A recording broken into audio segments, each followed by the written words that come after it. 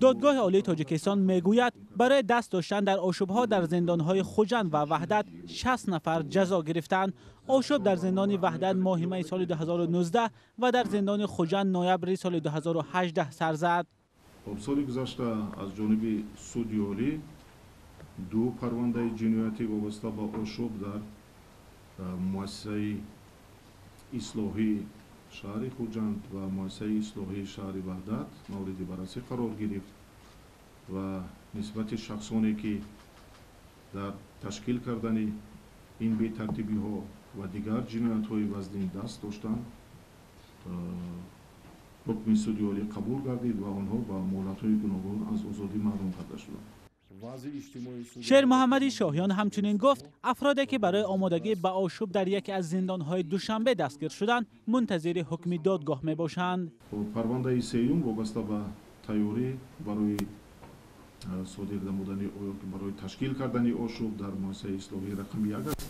شهر دوشنبه به رقم 1 و رقم 1 شهر دوشنبه در سود عالی مورد بررسی قرار دارد. در دو آشوب در زندان‌های شهر خوجند و وحدت بیش از 50 نفر کشته شدند. مقامات هر دو آشوب را کار دست جنگجویان داعش دانستند و این گروه نیز مسئولیت را پذیرفت. نزدیکان افراد محکوم شده به اشتراک در آشوب زندان وحدت گفتند همشون گریه دارن که آجا ما گناه نداریم. برای چی فقط 401 گناهکار حساب کردیم بچه‌ام. این اروی عدالت نه. این بچه جو همش گمراه شدگی. اینو همش پشیمون، سخت پشیمون. یکمی مراتب خطا کردن. بیوای نه بیگناه نیستن. من گناهاشون به صادر میشم. همین جنگ شده جنگ در نیست. تا استولا دوچه میگم میلی سوختی بجو بودیم.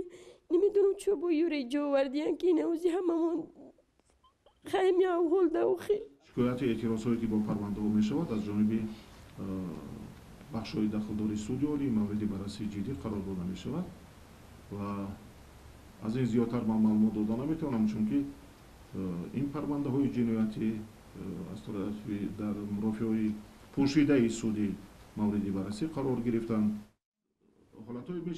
به گفته مقامات اکثر محبوسانی که به اشتراک در آشوب زندان وحدت گناهکار دانسته شدند آنهایی هستند که با گناه افراطگرایی و زرخریدی پس پنجره رفتند، اما نه همه به گفته مقامات باور دارند و سازمان‌های حامی حقوق و تعدادی از محبوسان گفتند که بدرفتاری با محبوسان و شرایط بد نگهداری می توانست سبب آشوب و خونریزی در زندان‌های خوجند و وحدت